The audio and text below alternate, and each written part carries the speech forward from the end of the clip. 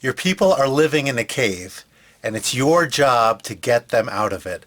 I know that sounds kind of crazy, but for every leader, anyone who's in coaching work like myself, oftentimes you don't even realize that your people are showing up every day and they're doing their thing, and they don't really have the time, the bandwidth, the interest in learning new things, and certainly understanding best practices and the great stuff that's going on, the innovations, the creativity, the change that's happening in the world around them. They're totally clueless. They have no sense, no idea whatsoever, and you need to be providing consistent information, ideas, skills, tools, and techniques to help them grow and to go beyond the cave in which they live.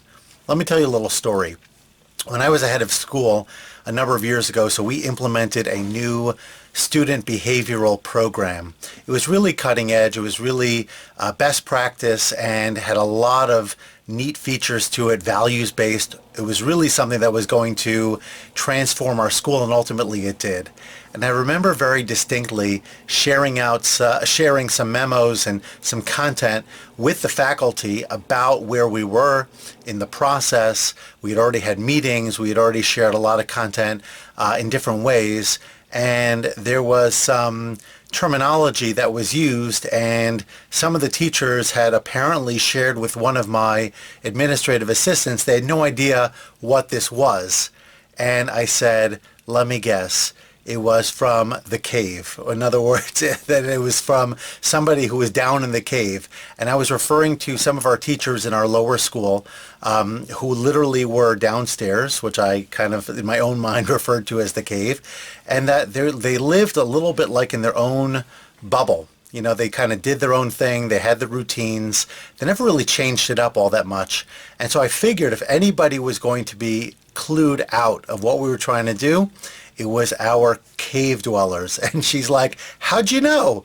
I said, I just had an intuition. And that was on me, because clearly as leader, my job was to make sure that everybody was well informed. And that is all of your job. So when I walk in as a coach, I oftentimes have to share best practices, because frankly, even leaders sometimes don't know what's going on in other businesses, other organizations, in the community at large, and how they can be doing their work smarter, better, and more cutting edge, more relevant. And that's certainly true for the rank and file.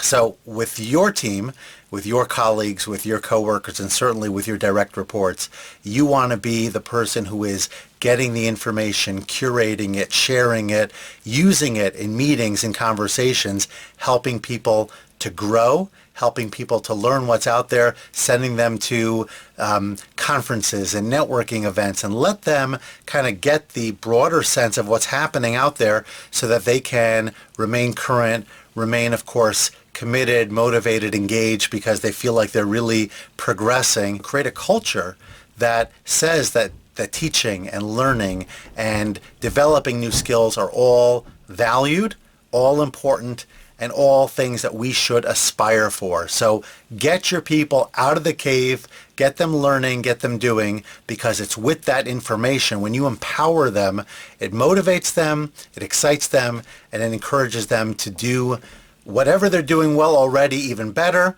and adding new tools and new information to their toolkits all the time so that they can perform at their very best.